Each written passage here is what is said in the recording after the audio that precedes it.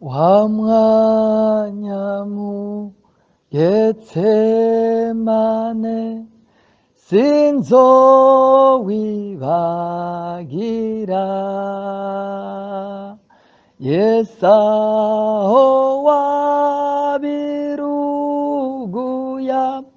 rusa n'amaraso, sinzibagira amagorwa wabonye ku bwanje. Unamye mw'ivu ku bwanje hamwe i Getsemane. Imana ibampere umugisha, Imana ibagire neza.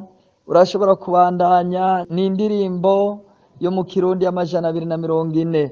Nongeye kubaramutsa ndabipfuriza umugisha w'Imana. Ni wa mwanya w'ikiganiro ntawuzi ibizobejo, mushikirizwa na mwene so Hajo Desire. Mwese ndabashimira cyane, mwebwe mwibuka kudusengera, ni kubw'amasengesho yanyu Imana ishishikara iducira inzira kandi ikaduha ico dusangira. Imana ibahezagire, Imana ibaha umugisha.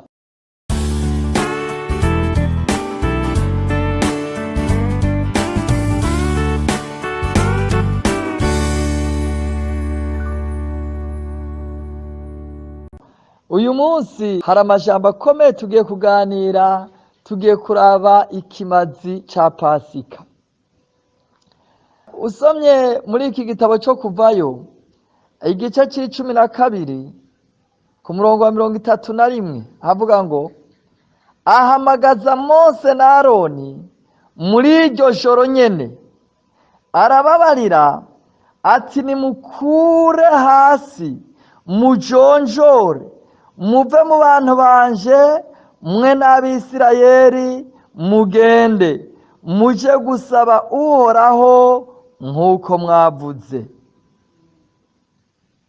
Ku murongo wa 35, Abisirayeli bakora nk'uko Mose yavuze, basaba Abanyegiputa utugenegene tw'ifeza n'utw'izahabu n'imyambaro. Murongo wa 36, Uhoraho aha abo bantu kurabwa neza, n'Abanyegiputa babaha ibyo babasabye.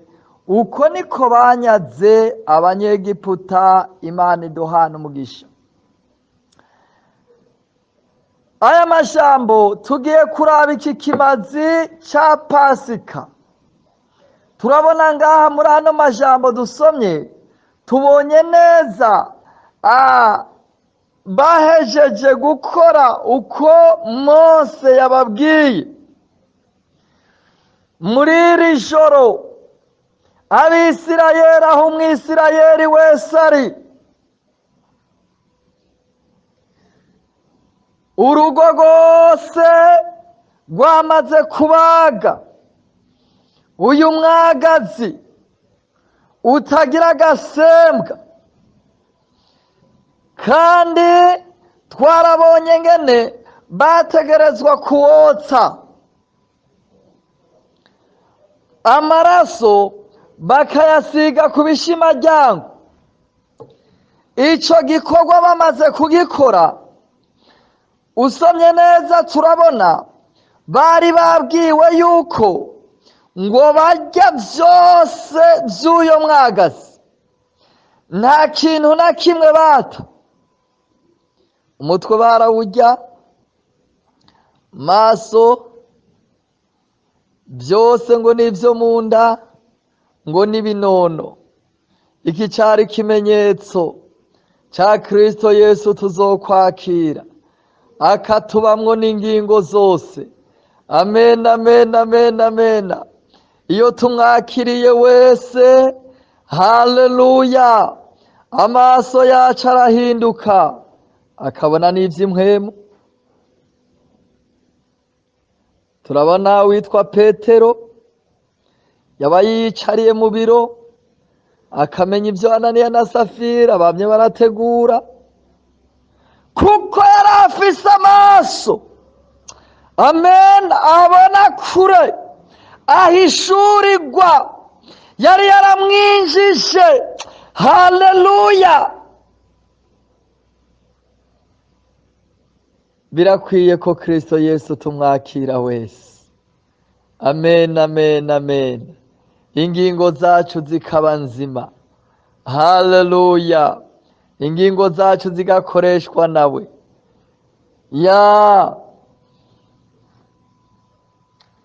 Hari ivyo Farawo tubona yari yarihanganye, ibimenyetso 10 byose yari yaravyihanganye. Hari haciye byinshi bitandukanye, ngena abanyegiputa batewe n'ibihute, ivyaranana, arakomantazwa umutima, aranka kurekura. Twarabonye ngene egome hateye ibintu bitandukanye, tubona ibishika 10 bigeragezo byakurakuranywe, bishika 10, bishika 9, nta na kimwe catumye abarekura. Ariko bamaze kurya Pasika, haleluya, twasomye neza ngo muri iryo joro marayika arahaca, yashika i Gosheni agasanga ikimenyetso c'amaraso. Akazunguruka akabona ikimenyetso c'amaraso, hose akarengana, hose akarengana.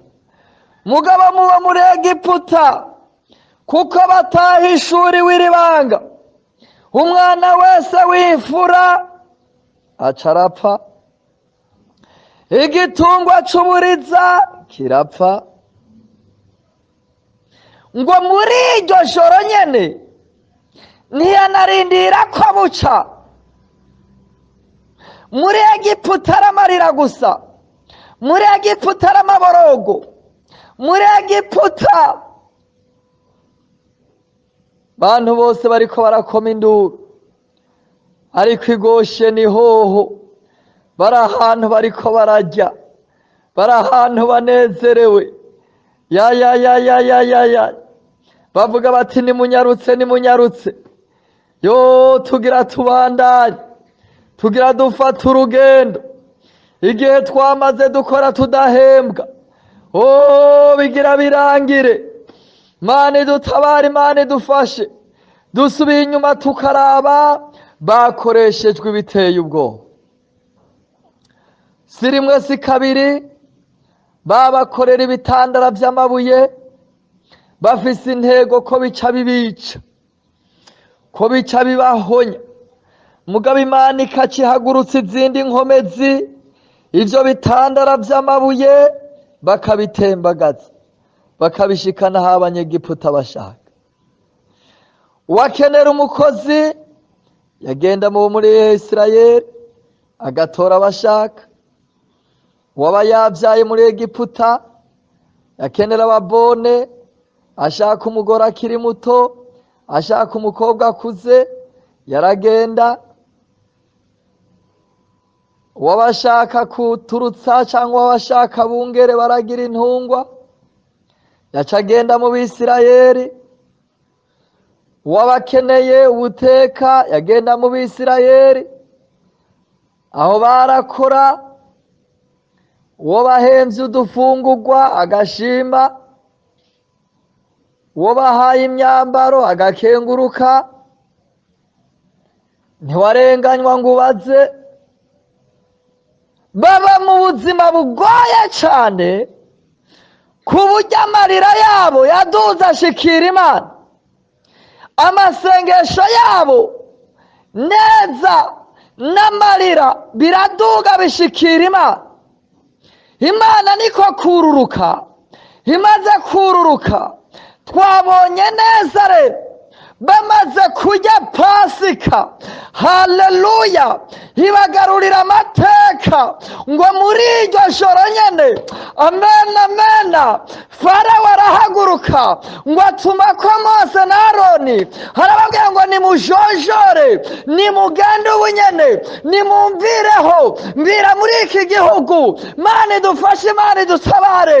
Aha Abisirayeli nabo bari ahantu babwiwe n'Imana, bari ahantu barindiriye, biteguye vyose.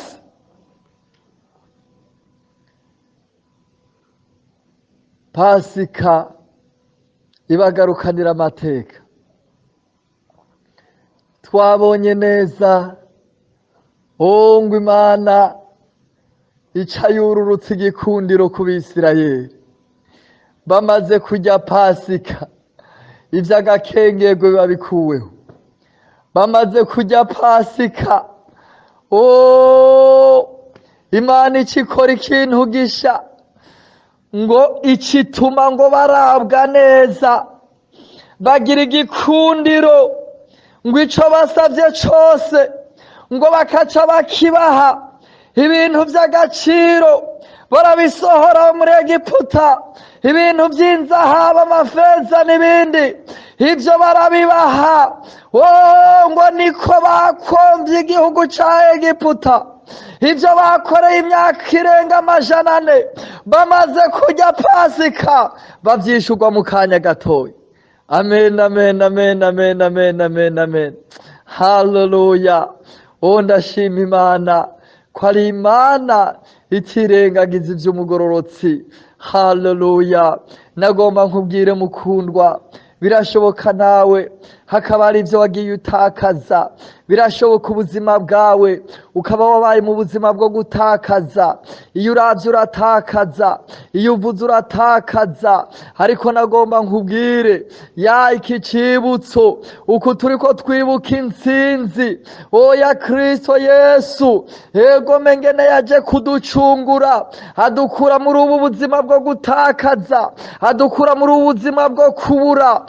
Twari mu buzima egome bw'ivyaha gusa, ubuzima bwo gutakaza ubugingo bwari ubuzima gusa, ubuzima ata jambo, ubuzima n'upfuye akora ivyiza yugaranirwa hariya. Ariko urupfu rwiwe, haleluya, ruraza ruhindura amateka, rutwimurira mu bundi buzima bwo kunguka. Amen amen amen. Birashoboka hakaba hari ivy'agakengegwe vyari bikumaze kw'igihe, ico ukoze cose nta kigenda. Ariko nagomba iki cibutso c'intsinzi, haleluya, kigira ico kigukorera, kigira aho kigushize. Amen amen amen, kigira aho kigushize, haleluya, gituma ujonjora ubu buzima bw'ivyaha umazemwo igihe, ubujonjoremwo, ubuvemwo, ugerera ahandi hantu. Haleluya. Mana idufashe, Imana itugirire neza. Ibintu bica birahinduka, ibintu bica birahinduka ku Bisirayeli, ibintu birahinduka. Amen amen amen.